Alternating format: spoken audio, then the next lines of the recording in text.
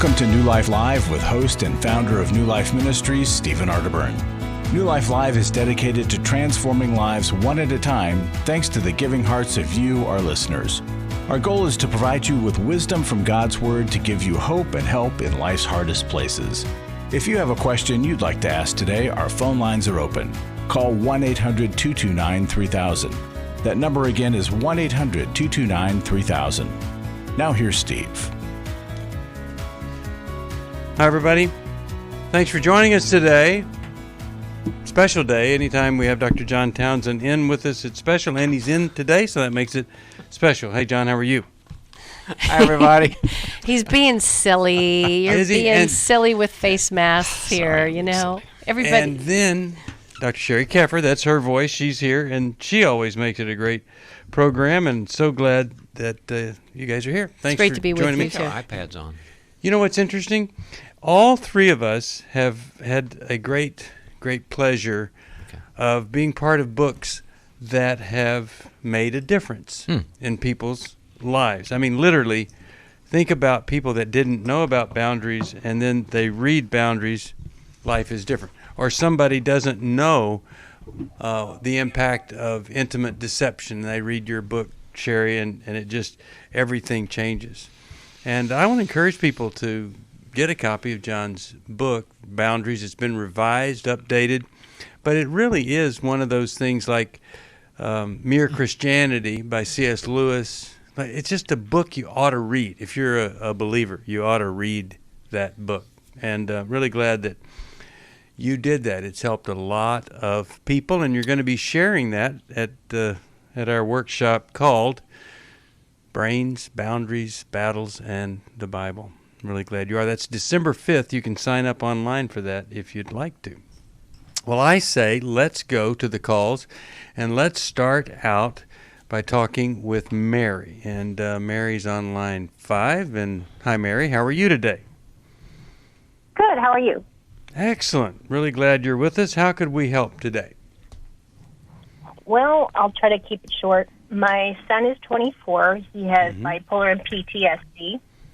And he and his girlfriend had a baby. He is now 6 months. And unfortunately, we tried to have them live at our house 3 times. The last time, there was just a big explosion. Had to ask them to leave for the last and final time. That made them homeless. Oh, goodness. And now the state has taken the baby. Oh, I'm so sorry. I'm just so torn as do I take the child in? That being said, my husband is a recovering alcoholic. He's doing fantastic. He did say, it's totally up to me as to what I should do, if we want to bring the baby in or if we don't want to bring the baby in. But I just don't want to have that added pressure to make him relapse. Okay. A lot of issues here, Mary. And how long has your husband been in recovery? Since June of this year. Okay. Is his recovery that fragile that bringing a baby, a grandchild into the house would maybe cause him to relapse? Is that a valid concern there? Yes. Why do you say that? Because my husband doesn't deal with stress very well. You feel a little bit shaky about where he is right now. When it's just he and I, absolutely not. I think we're on a fantastic journey together. Okay. Is he in a AA group? Is he in counseling to deal with some of the underlying hurts and issues that he was numbing out? Is he doing any of that? Since the pandemic, he doesn't like doing the video chats. He did go to Karen Foundation for 28 days and did a recovery there. But he's not really in any ongoing help right now. Correct. Wow. Well, I think if you bring a baby in, we got to have a plan for him to help shore him up and keep him hemmed in as well. Yeah, there's 2 at risk here. Yeah.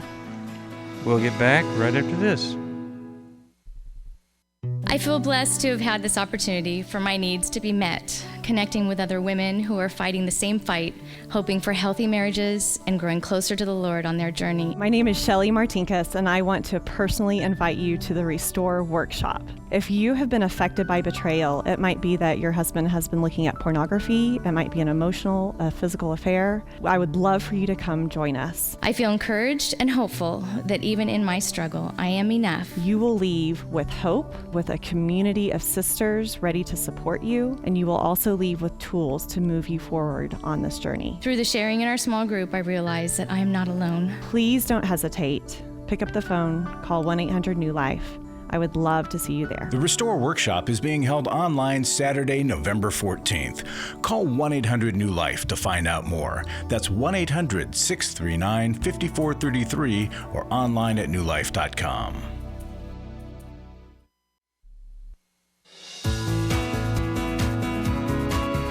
To find out more information about New Life or to order any of the resources mentioned on today's program, call 1-800-NEW-LIFE. Now back to New Life Live. All right, we're back. We're talking with Mary. Glad we are. And so Mary's husband is a recovering alcoholic, not involved in recovery meetings, and the fear would be if you took in the grandbaby that has now been taken away by the state, that it might be so much stress it would cause him to relapse. You know, can I throw an idea here, Steve, or a question to Mary? Sure, yeah. Hey, Mary, still here with us? Yes. I like to sometimes, you have a complicated situation, and we were talking at the break about how impressed we are with you with so many things you're dealing with at one time, and, you know, hats off to you because we know that it can't be easy.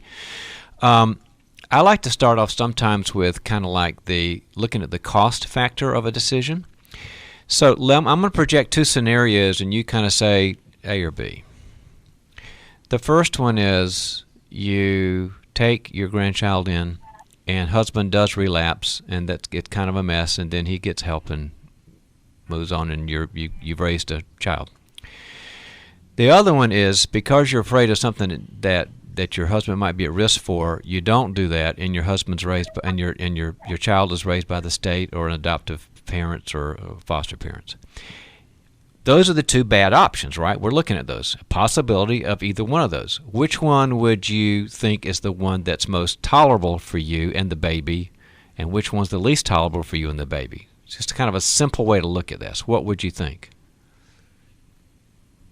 Wow. Can I go with C? You would go with B? No, I said C. Oh, what is C? It's not an option, I know. Oh, sorry. Yeah. These are really the two possible risk paths, and this is just this isn't fun, but if we can get to where you are on this, we can really help. So if we hope neither one of them happens. We hope everybody's happy, but we've got to be realistic. Which path would you choose if you knew the end result? If I knew my husband would not relapse, I would probably take him in. No, that's not that was C. We're not doing C. I'm talking about risk. Look at it like an insurance company looks at risk factors. So the risk is your husband relapses while you take your grandchild in. That's A. The risk factor of not doing that is that your child is raised by other than yourself. That's B. So I would say B. Okay, you'd rather the child be adopted by some other people. I want to give you C. Let me give you option C. You don't raise your grandchild. Your husband relapses anyway. Well, that's C. Goodness. Yeah. Oh my goodness. We're not trying to be discouraging. It's just you're a very responsible person, and we're trying to help you to make good rational decisions in a tough time. We're not trying to make you depressed at all. Because I think what you both are doing is brilliant, isn't it, Mary? They're really highlighting the fear. Yeah. And sometimes we make our decision in the moment based on fear instead of what reality is. So I was an adoption worker. In fact, I would go out to family homes just like yours. And I had to assess the family. I had to interview them. I had to do kind of what John just did. And then you know what I had to do? I had to put together a plan for them. There you go. For risk management. It's all about risk. Let's listen to Sheri here. She knows this world. Well, but this is the thing, is when the county is looking to place your child, sometimes we think we have to be 100% permanent. We know what we're going to do. And the truth is we don't. I have a lot of grandparents that I work with that took a child in as a trial. They just needed to feel that baby on for size. They needed to make that decision so they could actually tell themselves in the future, I did everything I could do before they just let that baby go. Mm-hmm. But then what I would do is I would come up with a treatment plan for your husband, because he is going to need to be in a virtual group right now until he can get into a face-to-face in order to help him deal with the triggers and the stressors that are coming up. He can't just fly. And one of those triggers is my son. Okay, I understand who's that. Homeless and out of the picture now. Yeah. But the county may want to have him have some visits, right? Because they're wanting to have the baby in a safe place. But guess who might be doing those visits? Who feels like they're the stronger link right now between you and your hubby? You. Right. You would go and you would meet at McDonald's, and they would come there if you do a visit, and they'd get to see the baby, but that baby comes home with you. There's all kinds of ways. And I didn't even realize that a trial would be something that would be possible. With them? You mean having a baby, being bipolar? With the baby. No, a trial. Oh, yeah. A tryout. Yeah. I mean, when you talk to the county, tell them you're very interested and that you would like to keep the family together. The county wants that child to be in the family system. That would be their number one choice. But they just have to have you sign up and say, I'm willing to give it a try. I think this Sheri's suggestion is so cool for you because it gives you some space and your husband some space to experience this. And then you'll find out if there's real cracks in the relationship or if he's really fragile. You'll find out, and then you can do something that's the best for the baby. I love that idea. It gives you some room that you didn't think you had. And one of the things at my age I would encourage anybody to do, and when you're weighing the options, what is going to be the thing that I'm going to regret that I did or did not do? Mm. And I think there's a tremendous potential for you to regret that you didn't do this in an effort to try to control your husband's sobriety, which is very fragile. And like Sheri said, whether he likes virtual meetings or not, there are a lot of them, and he needs to be involved with that, and he needs to be in therapy. There are people that come out of treatment, and they are ready to do the work on their character, their relationship, and they get the therapy. They're doing meetings. They're working the program. I will guarantee you the question that I'm going to ask you is going to have no for an answer. Does he have a sponsor? No. So if he had a sponsor, he'd be saying to the sponsor, what do you think about this grandchild coming to the house? I might get drunk. Well, buddy, here's what the sponsor would say. If you're going to get drunk, you're going to get drunk. If you have to have a baby to have an excuse to do it, you'll use the baby. If you don't have the baby, you'll use not having the baby as an excuse, because your drunkenness is you. It had nothing to do with a baby or stress or anything like that. But he doesn't have a sponsor to say things kind of tough like that, things that a therapist wouldn't say or you wouldn't say. But there is something to recovery of this concept of shut up and listen, kind of a man-to-man kind of thing that really changes a guy's attitude about certain things. And I think a sponsor would say to him, hey, dude, this is your child. This is your grandchild. Step up. Let's do it. Your wife's heart is going to break over this baby. And she's going to resent the heck out of you for the rest of her life if she can't come in and do what both of you know is the best thing. Because the hope would be that your kids would get their act together, son and daughter-in-law would finally do that. And that you, in the meantime, while they're getting their act together, you're putting in some amazing love and affection to this darling child. So that's my thought. That's I know I'm a bit biased because I have an adopted daughter that is just one of the greatest joys of my life, and I just wanted her to know from the beginning she was wanted, desired, and loved from the second she was born, and that's going to be pretty tough on a child who no one in the family wanted me. Hope we've helped, Mary. Thank you so much. Thanks for what you do. All right, I'm going to send you a Life Recovery Bible and a workbook there for you to give to your husband, and I hope that's going to be a blessing to him. Anybody else? We've got great life recovery groups, great life recovery materials, including that Life Recovery Bible sold over 3 million copies because people really find hope and help there. Let's go to Sarge. He is a Club New Life member. Hey, Sarge, how are you today? I'm fine, thank you. How are you folks? Doing okay.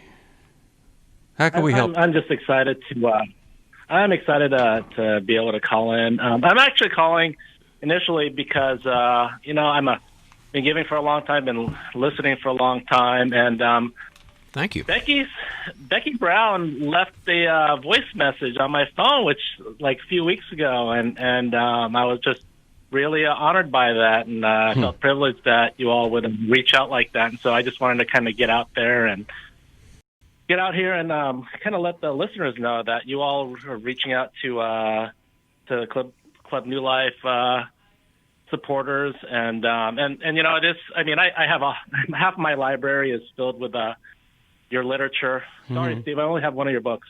No, just kidding. It's okay. That's okay. And, you guys are just like right now. I'm going through my most challenging crisis of my life, and you guys are just. I just go to you all to just help me get through it. I just lost my job, and I'm still giving you all. Wow. Thank you. And yeah, but you guys, I don't really have a question because I just want to just let you just say thank you for just reaching out especially for Becky for leaving the voice message. And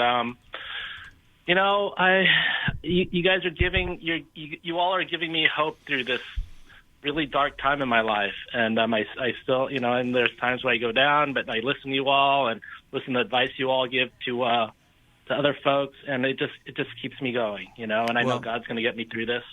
You hold on. Yeah.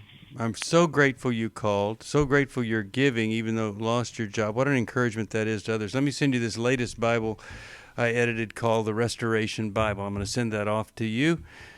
Oh, my goodness. I'll tell you, that makes it all worth it. I would imagine that Becky called him on a Thursday because our organization, everybody gets on the phone. We call it Thankful Thursday, and we call folks to thank them for their support, no matter what they give, because we are grateful. We are so grateful. It's a principle you shared on the last show we're together about being heard, and you said like a herding mentality. So here Sarge was heard by us, by Becky, and thanked. And then, even though he doesn't have a job right now in this really tough time, he's herding with us through the airwaves. Yeah. So good point, Dr. Townsend. But isn't that amazing how we're supporting him? Yeah. Yep. Welcome to the family again. Yeah, exactly. All right, let's go to Judy, Grants Pass, Sirius XM Satellite Radio. How you doing? I'm good. How are you? Excellent. How could we help today? Well, I was listening, and you were talking to a woman last week on the radio, and I came in at the end, so all I caught was that she had like 3 panic attacks, and you had said that God gives us anxiety for a reason. Yet the Bible tells us that God tells us to be anxious in nothing. So I was confused on what you meant by that. I'll be glad to help with that. I'm a Bible person as you are. I never make a doctrine out of one verse. There are 30,000 verses in the Bible, and sometimes it takes a lot of digging. But there's sometimes we're supposed to be anxious. For example, it says don't... Well, what do you mean? So I guess you need to clarify what you mean by anxious.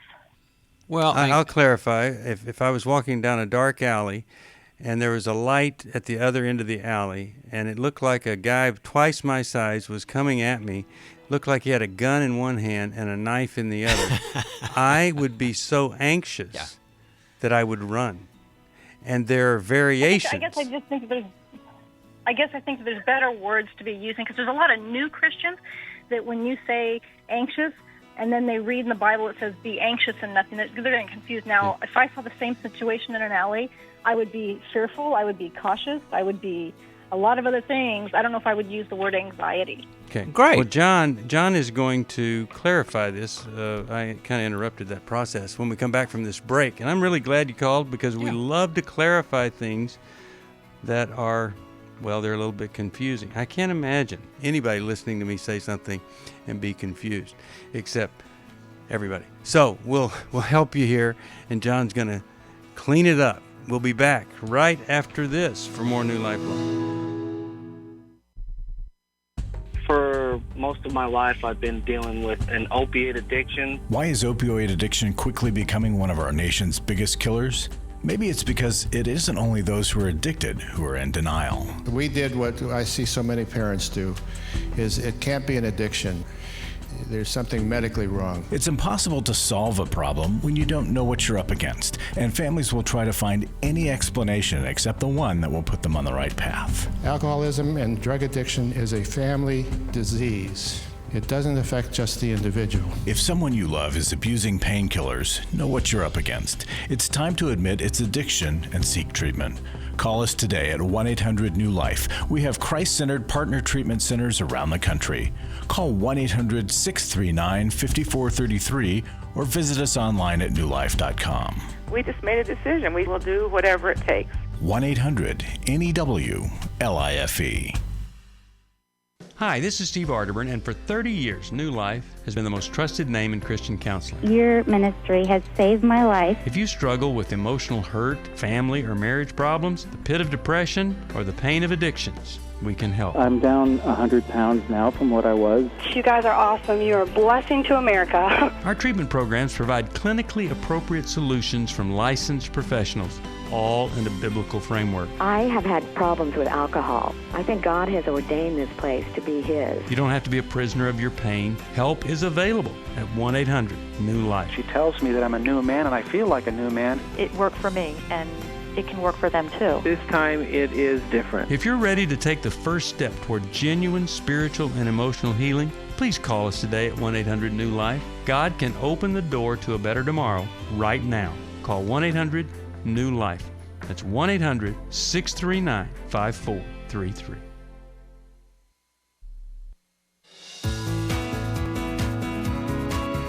We'd love to hear from you. If you have a question or a comment, call toll-free 1-800-229-3000. Now back to New Life Live.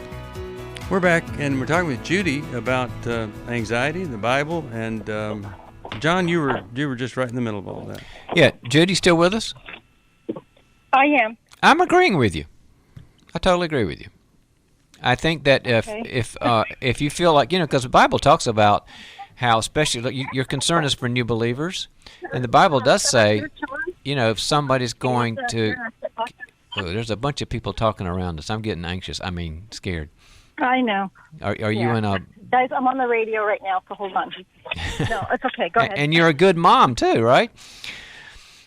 I guess that's your kids. Well, it's my mother and my son and my grandson. Well, you're got 4 generations. Okay. What I was trying to say was I totally agree with you, and that sometimes a new believer has a hard time with things, and the Bible does say, Paul talks about don't let them stumble. So, gosh, don't use it if you feel like if you're around somebody who would be somehow think they're not being faithful, and there's a ton of Bible passages that say don't fear, don't be anxious, all this sort of thing. So I totally agree with you. However, having said that, there are things in the Bible where we're supposed to have fear. So let's take the word anxious off, but let's talk about fear or concern. For example, Jesus said, "Don't don't fear man, fear the God who made the man, right? They're supposed to fear him and respect him. And there's also passages in Proverbs about being careful about things. Don't go around immoral people, and don't let seductive people hang out with you, because they can cause you danger. So I totally agree with you. It's a word that if it causes somebody to feel like they're not being faithful, then just use fear or concern or diligence, and then I think we're all happy. So I'm on your side. And Judy, I don't know what's on your side. I just think that. Go ahead. Well, go ahead and say your statement, then I'll jump in after that. I just think that, listen, and I'm not a seasoned Christian. I'm just saying that as somebody who has read passages, and when I heard that God gives us anxiety, to me, even that was just a confusing statement. That's all. And you know what? I don't believe that God gives us anxiety. Yeah. Can I just take a real big risk with you? I feel like I'm going to jump I'm either going to jump and touch your heart, or I'm going to really jump and miss it. But would you let me do that with you? Sure. Okay. You know what I'm wondering about you is, it feels to me like you may have grown up in a home where you were responsible for others. Like maybe you're the oldest daughter, and there were some things that happened in your house that you automatically stepped in to caretake, because your heart is very compassionate and it wants to protect. And I'm just wondering if maybe something got triggered even today on the call, where having some authority say something, and you have felt for a long time that you need to be responsible and protect others. Is any of that true? Well, I can say yes and no. What touched me at that moment when I first heard that statement was that we are living in a time now where people are falling away from the truth. And I think that as people who are instructing other people biblically, we need to be as accurate as possible, because there's a lot of apostasy out there. There's a lot of untruth. There's a lot of misleading. Totally and it's get only that. going to get worse. And you know what? I think you were the truth teller in your house. I think you saw things, and you were really brave, and you were standing up for truth. And I think somewhere along the way you got hurt because you weren't heard. You weren't heard. And I love your bravery today. I love your strength. But it's easy. Okay. Does that make sense? Were you a truth teller? No, I think that, as any normal kid growing up, I told my fair share of lies. I mean, I'm not saying like I said, the only reason I'm calling is because I heard a statement and I felt it really needed clarification, because the only truth I think matters in this day and age is God's Word. I get it. So, so what you're telling me is you grew up in a perfect home without parents that there were issues. Is that right? No, I didn't say that at all. We really Okay. didn't go too much into my upbringing, because I know. that's not what I was trying to bring across. What I was trying to bring across is I heard a statement and just wanted clarification. That's all. And I get it. We all heard it. We agree with you. We appreciate it. But I just wanted to touch your heart. Okay, that's it. Yeah, I just wanted to touch a vulnerable part of your heart that brought you here today. Okay, so here's my question. Why do you feel the need to touch my vulnerable heart? I just want a clarification on a statement made. I just want to know why you feel a need right now. It's a good touch question. The vulnerable part of my heart. It's a good question, because I don't think very many people get to do that with you, my dear. I do. I think that it's... Well, I work in a jail. Okay. And let me tell you, I'm very vulnerable there, and I see a lot of bad there, and a lot of people touch my heart. So I do get touched quite a bit, and I try to help others, and people help me as well. Okay. Well, I appreciate that. And we appreciate you standing up for the Word of God. We appreciate you standing up for the Bible and for truth. And if we need anything in this age, it's truth. So we thank you for ministering to us. Appreciate the call. We're going to take a break. We're going to come right back, and I'll send you a copy of our Restoration Bible. I hope that you'll like it. We founded the ministry on 3 words: truth, connection, and transformation. And we always need to clarify something if it's misunderstood. We will take a break, and we're going to come right back with more of New Life Live. Stay tuned. We're glad you're with us today. After I found the pornography on the internet, I said, you either get help or I have to leave this household. Every day, thousands of women discover their husband is struggling with sexual integrity. And since shelter-in-place orders have gone into effect, traffic to porn sites has skyrocketed. New Life's Every Man's Battle workshop can help. Every Man's Battle, I fought it the whole week with my wife. Within 2 hours, you could have opened a book and showed me where my life has been ever since I was a little boy. The Every Man's Battle workshop can be a trip to the sexual addiction emergency room. During this time of social distancing, the Every Man's Battle workshop will be held online Saturday, November 7th. Find sexual integrity, accountability, and connection. Register now to reserve a place at the Every Man's Battle online workshop. Call 1-800-NEW-LIFE.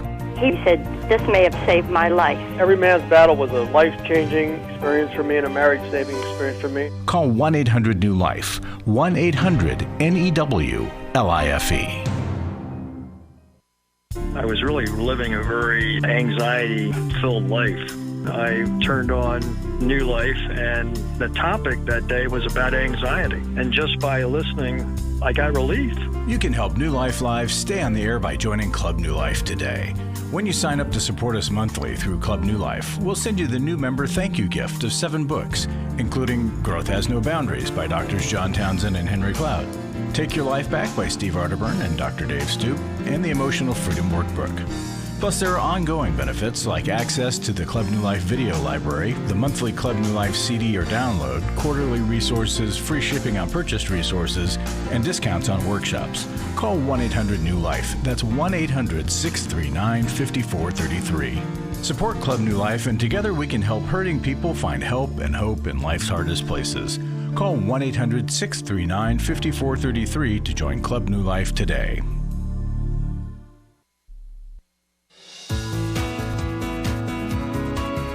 We're glad you joined us for New Life Live. To be a part of the program, call 1-800-229-3000. Now back to New Life Live. We're back. Steve Arterburn here, and always happy to have Larry Sonnenberg in the studio. Larry, what you got for us today? Well, thanks for being there. Yeah, thank you. I've got a testimony from a recent Every Man's Battle attendee, and there's 2 purposes for this, but let me read it and then I'll get into that. After attending Every Man's Battle, I'm hopeful. Having sabotaged my marriage of 18 years regularly throughout, with only brief periods of sobriety from my 40-year addiction to porn and sex, I'm far more hopeful than I imagined was possible. I've learned more about the nature of my addiction, the extent of my woundedness, and the impact of my sin on my family, friends, loved ones, and community at this workshop than I believed possible. I leave encouraged to pursue God in true intimacy with my wife, in spite of the difficult circumstances I face when I go home to face the mess and hurt that I caused in my past pursuit of sin. I leave Every Man's Battle being known by a group of men and knowing a group of men who have my permission to speak into my life and hold me accountable for my actions. And I've been given permission and the honor and privilege to speak into theirs. I leave having experienced the grace of God. That's so powerful. Isn't that something? 2 things. Ladies and gentlemen, if you would support a ministry that helps people experience that, and their lives are changed, the lives of their families are changed, the lives of their kids are changed, their co-workers, it's all about God doing a work in somebody's life and changing it. That's why we come to you to seek support. Also, men, today is really the last day or very early tomorrow morning to sign up for Every Man's Battle this Saturday. 1-day Zoom workshop, and you can get some things taken care of. You could learn why you're doing what you're doing and discover some of the woundedness that is taking you where you don't want to go. So please call, sign up. You can do it. Take care of yourself. Well, I'll tell you, you can maintain the status quo, or you can pick up the phone and call us for given else. You can say, hey, I don't know, what do I do? And we've dealt with thousands of people who call for somebody else, and we tell you what to do. That gives the best chance possible that they get help. And if you're a guy and you need that help, I'm telling you, you will never regret asking us to help you through every man's battle. And anybody that can provide a scholarship, boy, that would be major, wonderful. Please call us at 1-800-NEW-LIFE to sign up for a workshop, or if you could help us in any way, joining Club New Life or a one-time gift. Last thing I got to say is just thank you to the people who support New Life. I come on too often and ask without thanking, and I just want to say, those of you that are giving, whether it's one time or regularly, thank you. It's making a difference. Amen. Thanks, Larry. Thanks Appreciate for you being the advocate for all this to happen, Larry. Appreciate it. All right, let's go and talk with Gordon. He's calling us from Stafford, Virginia. WAVA is the station. Hey there, how are you today? Well, hello, Steve. First of all, I just wanted to thank you, Dr. John and Dr. Sheri, for all that you do. I'm very grateful to be speaking to all of you today. Oh, sure. Okay. So, real quick, started out as a sex addict, been to Every Man's Battle twice in 2003, 2004, been in recovery over the years, a lot of support, CSAT therapist as well as group therapy, and been very helpful. The problem is things really haven't gotten better in my marriage. The problems have persisted. A lot of the problems have persisted, and so through a lot of research and listening and learning, both on my part and my wife's part, come to the conclusion that there's some sort of personality disorder going on with me. I think narcissistic personality disorder, or possibly borderline, or a combination thereof. And I guess the bottom line question for you is there hope for me to recover from this? How do I work through this?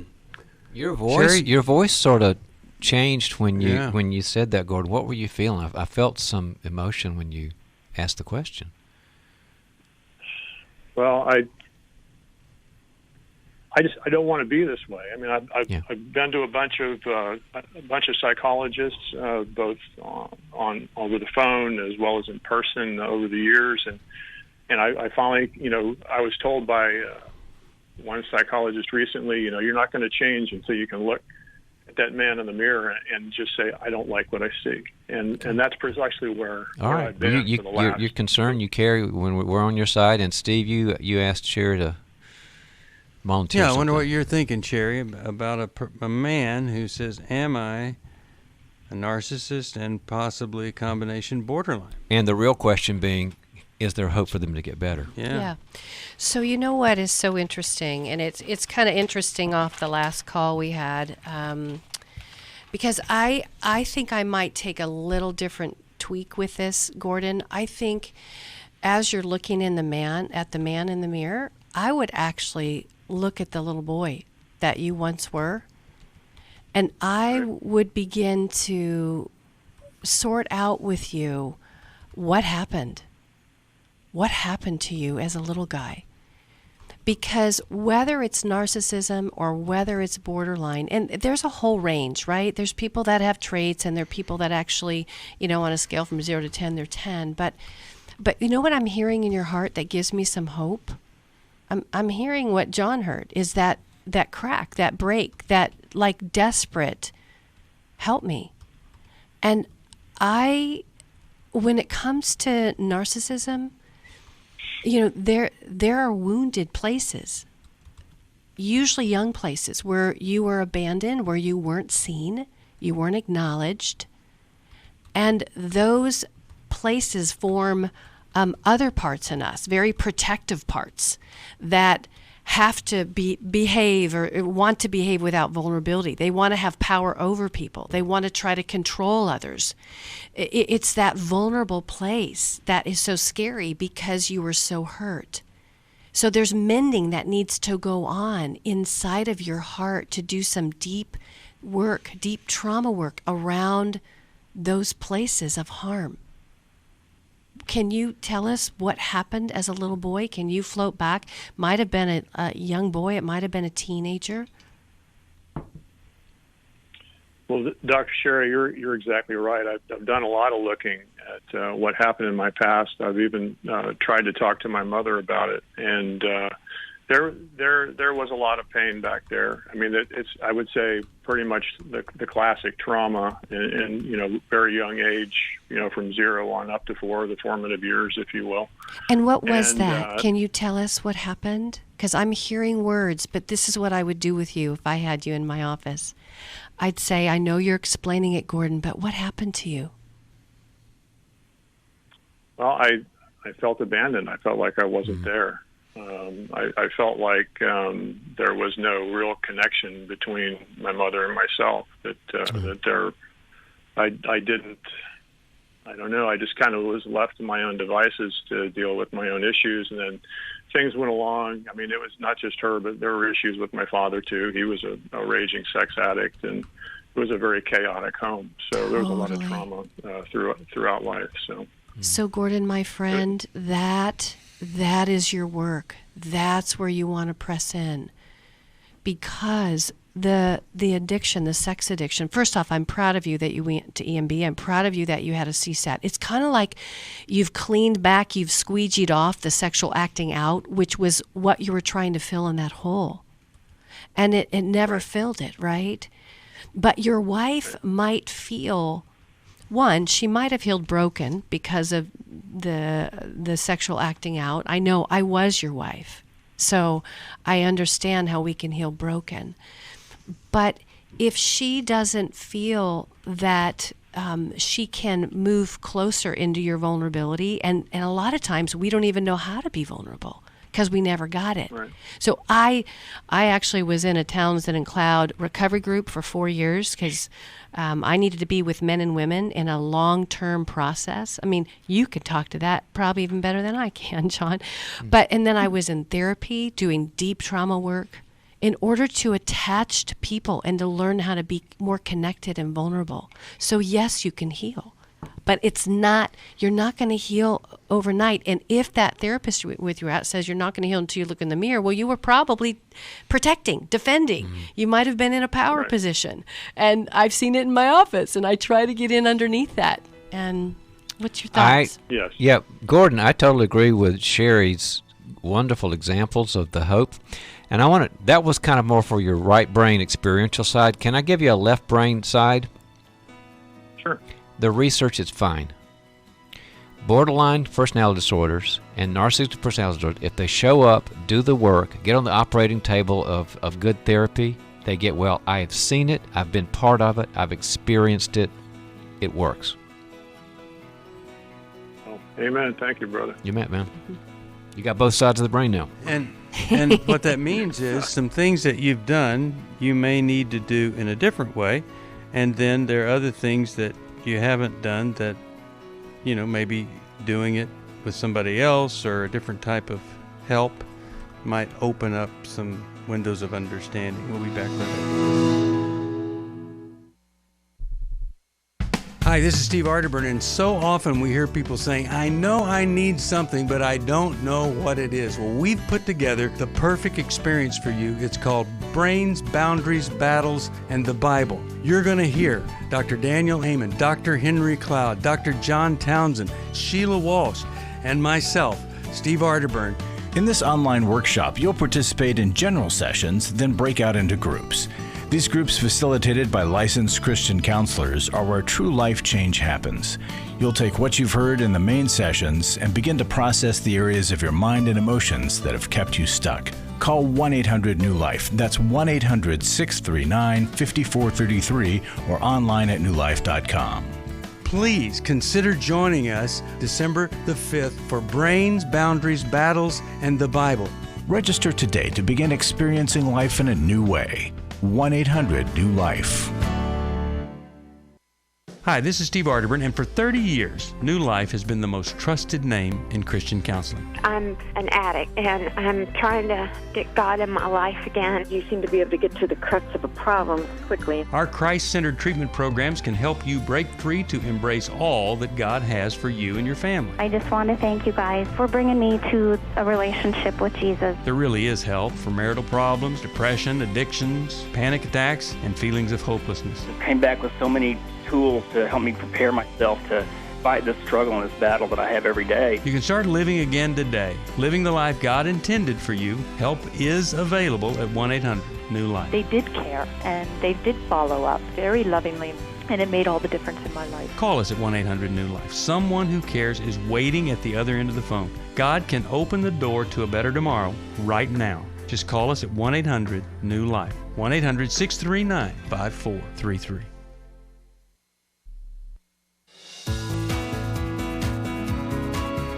To find out more information about New Life or to order any of the resources mentioned on today's program, call 1-800-NEW-LIFE. Now back to New Life Live. We're back. Steve Arterburn here with Dr. Sheri Keffer, Dr. John Townsend, and your phone calls. Can I share just one more thought for Gordon? We were just talking offline, the three of us, and I think he would do really great work. And this is with the permission of his wife, and just saying, hey, with a very compassionate female person that does trauma, EMDR, eye movement desensitization reprocessing, just somebody that can go in very deeply. And a safe place. Mm-hmm. So we anyway. always want to be that. Yeah, to do some mom repair, right? Mm-hmm. There you go. Marie from Plano, Texas, KWRD. Marie, you're probably our final caller. Don't have a lot of time, but I did want to get to your call. How could we help today? Hi, how are you? Great. Thanks for calling us. Thank you. I am calling because I have a relative. He's 26 years old. He's my heart. However, he called my house and said, I need somewhere to stay just to till I get my feet on the ground. Well, he's had issues with staying with people. He's been in jail. He's been squatting. So yesterday his mother took him to the hospital. And last night, evidently, he left the hospital and called us and say, nothing's wrong with me. Well, I talked to his mother. His mother says, well, they did diagnose him with, manic, bipolar. But so he doesn't believe anything's wrong with him. But he cannot stay with anybody. He doesn't listen to anyone. But I love him, and my heart goes out to him, and I want him to know we do love him, and we want him to get help. But my husband is like, he can't stay with us because he doesn't listen. Right. So there are resources for him. There's a city mission. There's Salvation Army. I think that you have to let him experience something other than your kindness and generosity that may keep him stuck. Right. And okay, because I haven't spoken to him, and I wanted to say, if you agree to go to the doctor and take the med that they recommend, it's not going to hurt you, then maybe you can stay with us. Nope, I wouldn't do that. I don't No, know. Marie? You already did the research. Marie, no. Yes. I'm going to change my no to a not right now. It's not no There you forever. go. I like that. But he's way too new in the process, and your husband's right. You don't want to bring disruption in. So he's got to stay in a bunch of places, Steve said, take his meds, and in, say 3-6 months, if a psychologist who knows his case says he's safe to live with somebody, so you got kind of a referee who's a professional, then that's something to talk about. But it's a not right now. But I'll send Take Your Life Back. I hope you and your husband can go over that together. I'm going to get to Angel, Scranton, Pennsylvania. WRGN is the station. Hi there. How are you? Hello. Hi. I am really almost out of time, but do you have a quick question we could help you with? Well, I'm not sure if it's quick. I'm in my 60s, and I've gone to counseling and pastors, and they've talked to me about all the abuse and stuff that I've been through in my life. And I've been told that I have a dark cloud, like evil forces that are fighting my success in life. And I just don't understand it. I just feel like I exist. And is there any freedom for me? Yeah, well, let's start with you, John. What do you think here about that dark cloud thing? I certainly do believe there's a supernatural thing called a devil, and it's in the Bible, and he's awful and evil, and he does have help. And so I believe in a bad supernatural world. I do believe also that Jesus won over that. And so I would hope that if a pastor told you that you had that, he would do two things. And if he didn't, I'd like to tell you those two things, okay? Because we can be oppressed. One is to get you spiritual help. The Word of God, the book of Ephesians. Sometimes I have even referred people to, I have one of the best, I have a referral for an exorcist who does very good work and is very, very well trained if you have that. But the other is make sure that if I was your pastor, I'd say you've got to be around healthy people that can help you heal. Abuse is not just fixed by exorcism. Abuse is not just fixed by praying a lot. The Bible says to do all those things, but the Bible says oh so much more, and it talks about the people who will heal us, and the people who will bring love to us, and the people who will bring grace to us. So I would bring those two facts to you if you have not heard those two. Sheri, have a thought here before we go?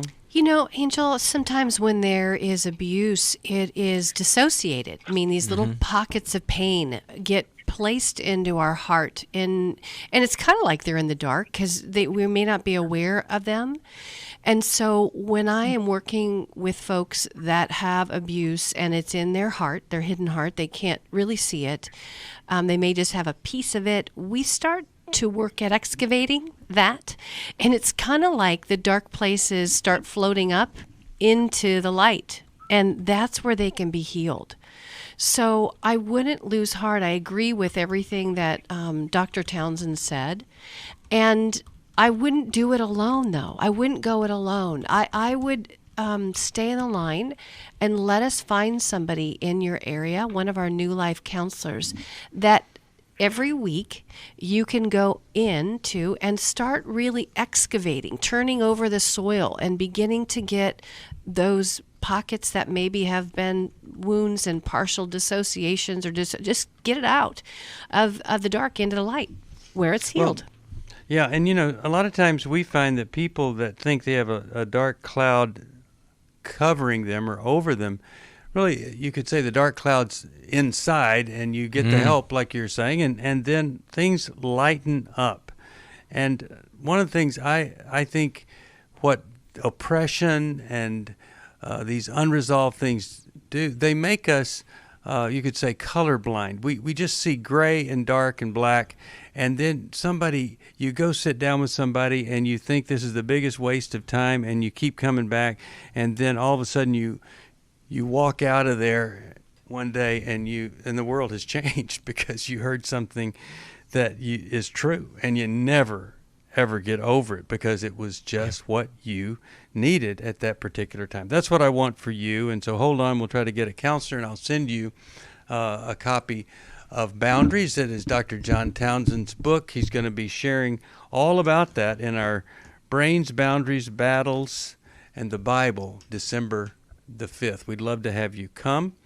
Also, we would love to have you support this ministry. Larry Sonnenberg was telling you about all the things that we do. We really love seeing people transform and develop something that a lot of people have never had, a redemptive relationship. Don't you love that word?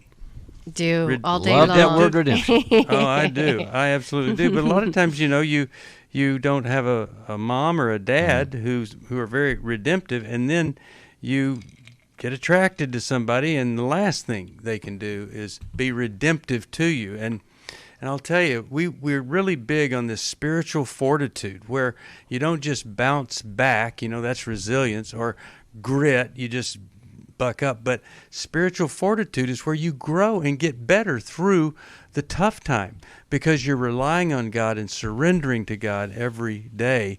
And it's all about this transforming the way that you think, as it says in Romans 12:2. We love you. We care about you. We love John Townsend, and we love Dr. Sheri when they're here. 1-800-NEW-LIFE if you need some help. If you can help us, it's the same number. I hope our paths cross real soon. God bless you.